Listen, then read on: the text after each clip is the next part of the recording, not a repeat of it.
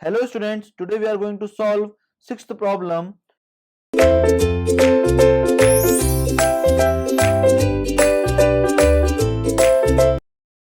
Question is given as 2 points P and Q located on a map have the following coordinates.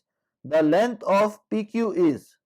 Now in the table, latitude and departure of P and Q is given as 40 meter, 20 meter, minus 20 meter and plus 30 meter.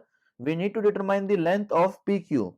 So length of PQ will be equals to under root of latitude of P minus latitude of Q whole square plus departure of P minus departure of Q whole square. On putting the value, that is 40 minus 20 whole square plus minus 20 minus 30 whole square, on solving this we will get the answer as 53.85 meter. That will be the length of PQ. So we had determined the length of PQ as 53.85 meter. That is the required solution of this question.